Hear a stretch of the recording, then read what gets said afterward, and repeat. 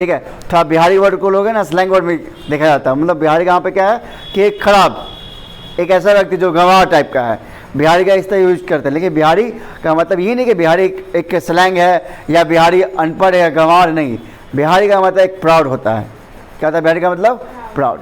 अगर हम बिहारी अपने आप को कहते हैं, इसका मतलब क्या है कि हम बिहार से बिलोंग करते हैं, और बिहार से बिलोंग करते हैं तो ऐसा धरती से बिलोंग करते हैं जहाँ पे चाणक्य पैदा लिए हैं, जहाँ पे सम्राट अशोक पैदा लिए हैं, है ना। बिहार बुद्ध का धरती है, क्या कहते हैं, ऐसे बहुत सारे महाराजा का धरती है ना। तो उस बिहार से बिलोंग करते तो क्या वहाँ के लोग गंवार होंगे? यहाँ पे इतने IAS IPS बनते हैं? नहीं, यहाँ पे आज भी संस्कार है। क्या है? संस्कार। लेकिन बाकी जगह खुद तो वहाँ नहीं हो, लेकिन हमारे यहाँ क्या बहुत सा संस्कार है। आज भी क्या है कि जब हम लोग घर से बाहर निकलते हैं तभी बाबा को पैर छू के प्रणाम करके निकलते हैं। आप किसी दूसरे जगह जाते हो तो पैर छू के प्रणाम करते हो ना, है ना। तो यहाँ पे क्या है, ये कल्चर है बिहार के अंदर। बिहार में सबसे बड़ा पर्व मनाया जाता है छठ पूजा। तो हमारा एक गर्व है ना। अगर हमको बिहारी बोले तो क्या हमारे लिए क्या गाली होगा? नहीं, हमारे तो प्राउड मोमेंट होगा कि हम उस बिहार से बिलोंग करते हैं जिसकी धरती इतनी महान है, इतने बड़े बड़े राजा पैदा हुए हैं, इतने बड़े बड़े राजनीतिक पैदा हुए हैं, जैसे चाणक्य, नहीं आर्यभट्ट, है ना, वो भी यहीं जन्म लिए हैं। तो उस धरती से हम लोग पैदा लिए हैं, तो उस धरती को हम लोग कमजोर कैसे समझ सकते हैं? Good evening students. तो आज हम लोग स्टार्ट कर रहे हैं। नेक्स्ट टॉपिक हमारा क्या है? Struggles for the equality in the other parts of the world. पिछले क्लास में डिस्कस किया था कि हमारे भारत के अंदर इक्वालिटी के लिए क्या क्या उन्होंने संघर्ष किया था। तो हमने पढ़ा था कि कास्ट सिस्टम के आधार पे और जेंडर के आधार पे क्या था, भारत के अंदर बहुत सारा इनइक्वालिटी था, जिसको उन्होंने बहुत सारे समाज सुधारक आके उसको क्या किए, समाज से उसको दूर किए। जैसे आपने पढ़ा था ईश्वर चंद्र विद्यासागर के बारे में, नहीं, उन्होंने क्या किया था, महिलाएं पे शिक्षा का जोर दिया था। फिर आपने पढ़ा था ज्योतिराव फुले के बारे में, भीमराव अंबेडकर के बारे में। ऐसे बहुत सारे समाज सुधारक थे जिन्होंने क्या किया, समाज के अंदर जो भी कास्ट डिस्क्रिमिनेशन था या जेंडर डिस्क्रिमिनेशन था उसको उन्होंने दूर किया। ठीक है। तो आज हम जानते हैं struggles for the equality in the other parts of the world, है ना। तो उसी तरह बहुत सारे देश भी है, बहुत सारे ऐसे कंट्री है जो अपनी इक्वालिटी के लिए किए, संघर्ष किए। तो आज का टॉपिक हमारा यही है। तो अब देखते हैं कि बाकी कंट्री में किस तरह का संघर्ष था। तो कह रहा है Indians were not only the one struggling for the equality, केवल भारतीय लोग नहीं थे जो इक्वालिटी के संघर्ष कर रहे थे। People in the other parts of the world also fought for equal rights, मतलब बाकी दुनिया के जो देश के लोग थे वो भी अपने इक्वल राइट्स के लिए, अधिकार के लिए लड़ रहे थे। जैसे आपने सुना होगा अफ्रीका में क्या था, गोरे लोग और काले लोग, क्या थे, गोरे लोग और काले, जो वाइट पीपल थे ना या ब्लैक पीपल, वहाँ भी इस तरह का भेदभाव था। वाइट पीपल को उनका पोस्ट ज़्यादा था, सैलरी ज़्यादा था, और ब्लैक पीपल को सैलरी कम मिलता था या उनके साथ भेदभाव ज़्यादा होता था। जैसे इसमें आपने पढ़ा होगा, इनके बारे में नाम था मार्टिन लूथर किंग। क्या नाम है? Martin Luther king. ठीक है, इनका डिस्कस करते थोड़ा देर में। ठीक है। For example African and American, देखो यहाँ पे लिखा हुआ है African and American face racial discrimination. क्या है? Racial discrimination for a long time in the USA के अंदर जो अफ्रीका के लोग और अमेरिका के लोग होते थे उनके अंदर रेशियल डिस्क्रिमिनेशन था, मतलब कलर के आधार पे, मतलब ब्लैक पीपल और वाइट पीपल। ठीक है। तो बहुत लंबे समय तक ये रेशियल डिस्क्रिमिनेशन था किसके अंदर? अमेरिका के अंदर, काले लोग और गोरे लोग। ठीक है। Similarly in South Africa, people with dark skin and the native of South Africa were treated unfairly by the white skin Europeans. अब क्या ठीक इसी तरह अफ्रीका के अंदर भी, किसके अंदर? अफ्रीका के अंदर भी क्या था प्रॉब्लम, जो वैसे यूरोपियन जो वाइट स्किन के थे, जिनका कलर का स्किन कैसा था, स्किन का कलर कैसा था, वाइट था, यूरोपियन लोग साउथ अफ्रीका के जो वहाँ के नेटिव लोग थे जो कि ब्लैक पीपल थे, उनके साथ बुरा व्यवहार करते थे। ठीक है। तो आपने देखा कि अमेरिका के अंदर क्या था, अफ्रीकन अमेरिकन संघर्ष, जहाँ पे था रेशियल डिस्क्रिमिनेशन। तो रेशियल याद रखना, रेशियल डिस्क्रिमिनेशन का मतलब क्या होता है, कलर के आधार पे भेदभाव। किसके आधार पे? नेशन। किसके आधार पे होता है? कलर के आधार पे, स्किन कलर के आधार पे, जिसका लोग काले लोग और गोरे लोग हैं। तो हमने देखा अमेरिका में भी है और अफ्रीका में भी थे। अफ्रीका में क्या था कि जो वहाँ के यूरोपियन लोग थे, जो गोरे लोग थे, वो अफ्रीकन लोगों के साथ, जो काले लोग थे उनके साथ वो बुरा प्रभाव करते थे। ठीक है, तो अब देखो भारत के अंदर अलग समस्या है और यहाँ समस्या क्या है, अलग। यहाँ भी समस्या इस तरह का है कि जो काले लोग हैं उनके साथ बुरा व्यवहार होता था। जैसे हमारे समाज में क्या था, जाति का था, छोट जाति और निम्न जाति या उच्च जाति, वहाँ जाति का भेदभाव था। और यहाँ क्या है, कलर के आधार पर भेदभाव है ना। तो इस जो पूरा दुनिया है कहीं ना कहीं हर तरह का भेदभाव लोग फेस किया है। तो इसी दुनिया को हम लोग पढ़ रहे हैं कि बाकी दुनिया में क्या क्या समस्या था। Read out to find out the more about a few people who fought against such inequality। अब हम लोग पढ़ते हैं ऐसे इनइक्वालिटी के बारे में जिसके लिए कुछ लोग इस पर क्या किए, संघर्ष किए। पहला है रोजा पार्क्स। ठीक है, she was an African American women. ये कौन है, एक African women, African American women है। She fought against the discrimination that African American suffered in the USA. वह इनके खिलाफ लड़ी, जो अफ्रीकन अमेरिकन जो थे किसके अंदर, यूएसए के अंदर, उनके खिलाफ, उनके विरुद्ध वो लड़ी। ठीक है, किसके विरुद्ध, जो भेदभाव था किसके ऊपर, रेशियल डिस्क्रिमिनेशन के ऊपर उन्होंने क्या किया, संघर्ष किया। मतलब इस तरह का जो डिस्क्रिमिनेशन है वो समाज से क्या किया, दूर किया जाए, और जो काले लोग हैं उनको भी क्या दिया जाए, उनको भी अधिकार दिया जाए। इसलिए उन्होंने क्या किया, उनके लिए संघर्ष किया। This movement was later known as the civil rights movement. बाद में इसका नाम क्या दिया गया, सिविल राइट्स मूवमेंट। सिविल का मतलब क्या होता है, नागरिक। क्या होता है, नागरिक अधिकार। ठीक है, नागरिक अधिकार आंदोलन, सिविल राइट्स मूवमेंट, जो बाद में चेंज हो गया। ठीक है, तो इसको किसने चलाया था, रोजा पार्क्स का। इसका मकसद क्या था, जो समाज के अंदर, जो अफ्रीकन अमेरिकन के अंदर जो भेदभाव बैठा हुआ था, किसके पर, रेशियल डिस्क्रिमिनेशन, मतलब कलर के आधार पे नहीं, वो इसके खिलाफ लड़ी। और बाद में ये चलकर क्या हो गया, सिविल राइट्स मूवमेंट बन गया, और बाद में ये इसमें संघर्ष करके इस तरह समस्या उन्होंने क्या दूर करने का प्रयास किया। नेक्स्ट क्या है, मार्टिन लूथर किंग। ठीक है, he also experience racial discrimination in the USA. देखो इनके साथ भी क्या हुआ, रेशियल डिस्क्रिमिनेशन के आधार पर इनके साथ भेदभाव हुआ।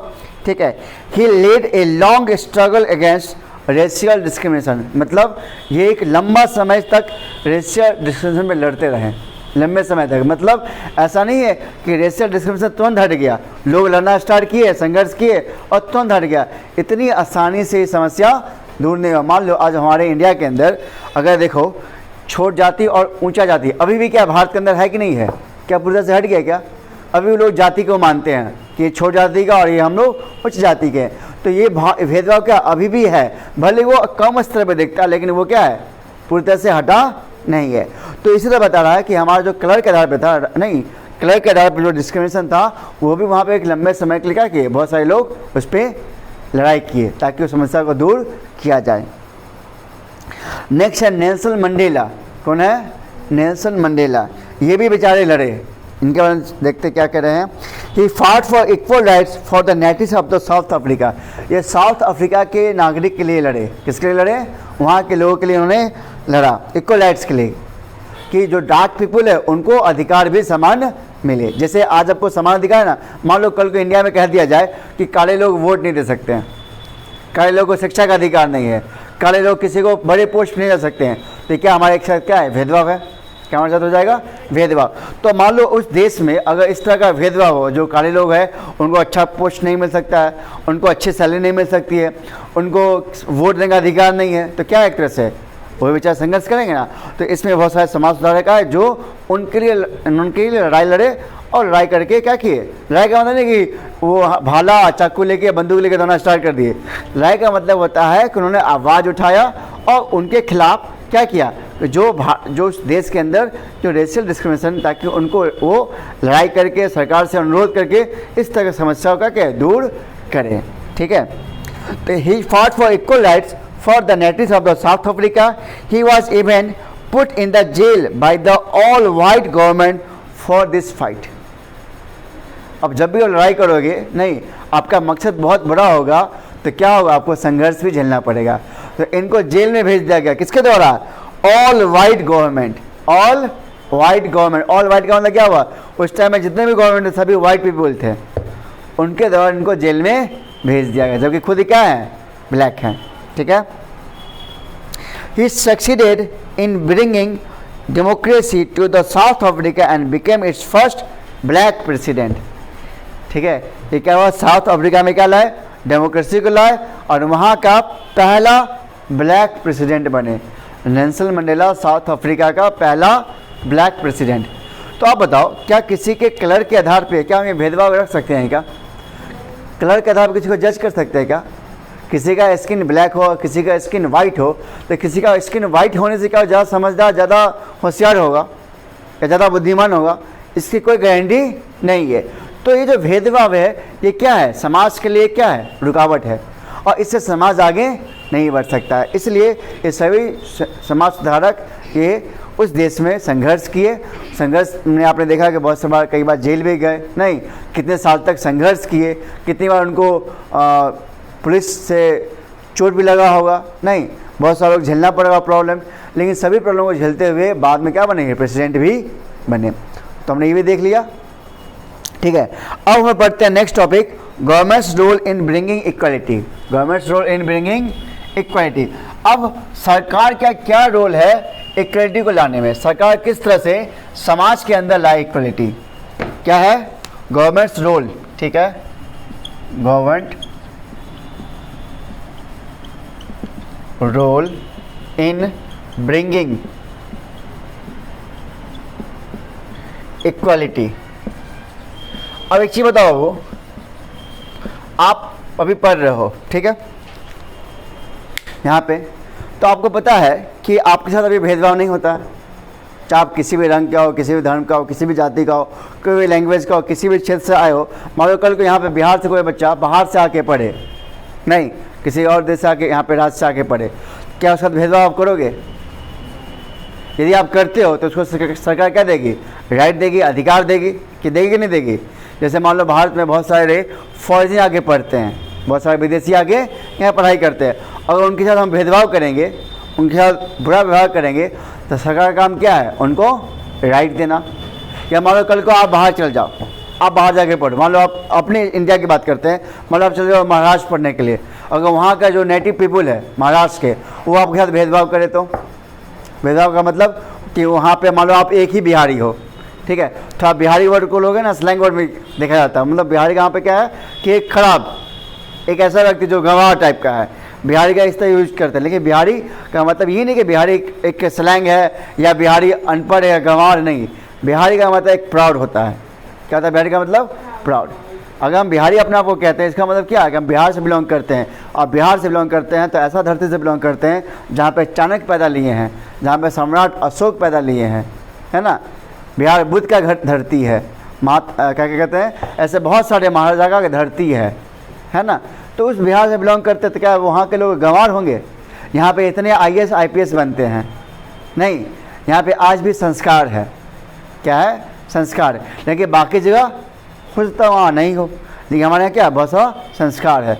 आज भी क्या है कि जब हम लोग घर से बाहर निकलते हैं तभी बाबा को पैर छू के प्रणाम करके निकलते हैं। आप किसी दूसरे जगह जाते हो तो पैर छू के प्रणाम करते हो ना, है ना। तो यहाँ पे क्या है, ये कल्चर है बिहार के अंदर। बिहार में सबसे बड़ा पर्व मनाया जाता है छठ पूजा। तो हमारा एक गर्व है ना, अगर हमको बिहारी बोले तो क्या हमारे लिए क्या गाली होगा? नहीं, हमारे तो प्राउड मोमेंट होगा कि हम उस बिहार से बिलोंग करते हैं जिसकी धरती इतनी महान है, इतने बड़े बड़े राजा पैदा हुए हैं, इतने बड़े बड़े राजनीतिक पैदा हुए हैं, जैसे चाणक्य, नहीं आर्यभट्ट, है ना, वो भी यहीं जन्म लिए हैं।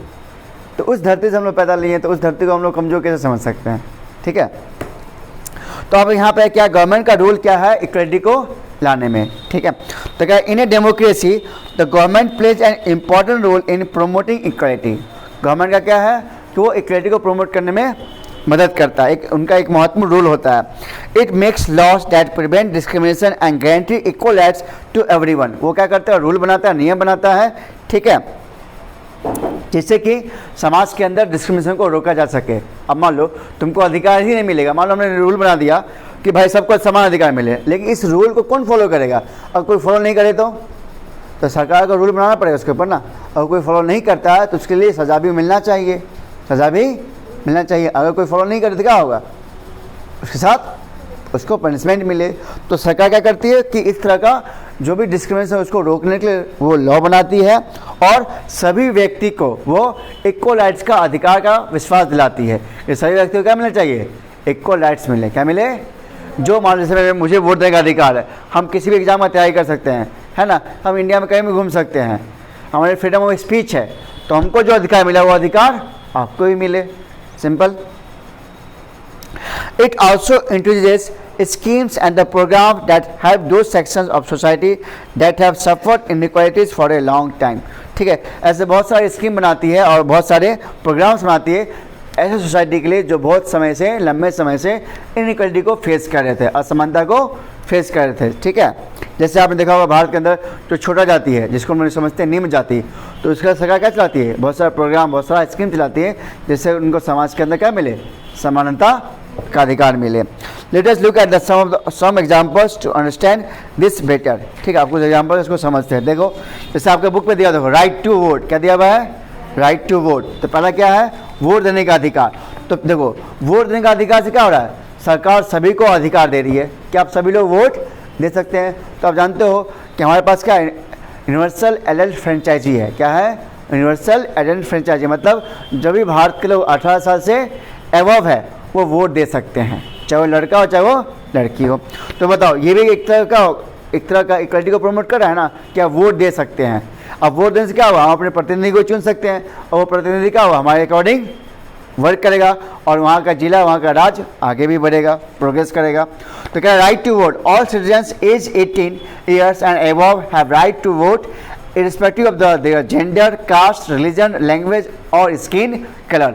अब बताओ, कोई लोग काला हो तो उसको हम सरकार ये बोले कि वो वोट नहीं दे सकते, ऐसा होगा क्या? तो इंडिया में ऐसा नहीं है। इंडिया में कह रहा है कि किसी भी कास्ट का, किसी भी धर्म का, किसी भी रीजन का, किसी भी रिलीजन का या किसी भी कलर का हो, वो जो व्यक्ति 18 साल से एबव है वो वोट दे सकता है। तो हमारे पास वोट देने का अधिकार है। ठीक है, फिर कह रहा है right to education. Right to, जैसे आपने पढ़ा था अभी पहले वाले केस में कि वहाँ पे क्या था कि पहले वाले सिस्टम में कि गर्ल्स को एजुकेशन का प्रमोशन नहीं मिलता था, मतलब गर्ल्स पढ़ाई शिक्षा नहीं कर सकते थे, उनको घर में ही रखा जाता था पर्दा सिस्टम के अंदर, उनको शिक्षा का अधिकार नहीं था। ठीक है, लेकिन अब क्या है? अब तो ऐसा नहीं है। अब क्या, चाहे लड़का हो चाहे लड़की हो, दोनों को क्या है? शिक्षा का अधिकार है। तो राइट टू एजुकेशन, अब सभी बच्चों को, जो भी बच्चे हैं उनको क्या, आपने देखा होगा बहुत सारे शॉप्स में पहले बहुत सारे ऐसा समय आया था बीच में जहाँ पे छोटे छोटे दुकान में छोटे छोटे बच्चे काम करते थे। तो फिर सरकार ने क्या किया? चाइल्ड एक्ट लाया। क्या लाया? कि जो भी बच्चा 14 साल का बच्चा वो कहीं भी काम नहीं करेगा, अगर काम करेगा तो उस कंपनी का लाइसेंस या उस दुकान को लाइसेंस छीन लिया जाएगा, बंद कर दिया जाएगा। क्योंकि 14 साल का बच्चा अगर मान लो काम करेगा नहीं तो फिर पढ़ाई नहीं कर पाएगा, पढ़ाई नहीं कर पाएगा तो क्या, कैसे वो आगे बढ़ेगा? ऐसे सरकार ने एक रूल बनाया कि जो भी बच्चा 14 साल तक का है वो पढ़ाई करे, वो कोई भी काम ना करे। हाँ, कुछ बच्चे का ऐसा मजबूरी है, नहीं वो अलग केस है, जहाँ पर उसका घर परिवार नहीं चल सकता तो वहाँ पर बच्चे को काम करना पड़ता है। अगर सरकार उसके लिए कुछ सुविधा दे तो वो उसके लिए हेल्प हो सकता है। तो कह रहा है all children between the age of 6 and 14, देखो लिखा हुआ है all the children between age of 6 and 14 have the right to the free and the compulsory education. उसके पास क्या है कि जो भी बच्चे 6 से लेके 14 साल के बच्चे हैं उसको right to free and compulsory education, उनको एजुकेशन का क्या है? अधिकार होता है। ठीक है, नेक्स्ट देख रहे हैं right to equality before law. जितने भी आपके पास है लॉ, नियम है, वो सभी क्या चाहिए? इक्वलिटी होना चाहिए। मतलब नियम का भी हमारे साथ जितने भी नियम है, सरकार का जो नियम है वो सभी क्या होना चाहिए? इक्वल होना चाहिए। अभी भारत में अभी इक्वल राइट सभी के लिए नहीं है, जो लॉ है वो सभी के लिए इक्वल नहीं है। फॉर एग्जांपल जैसे हरिजन है ना, उसके लिए अलग लॉ है, मुस्लिम उसके लिए अलग लॉ है ना, हिंदू ब्राह्मण उसके लिए भी अलग अलग लॉ है, लेकिन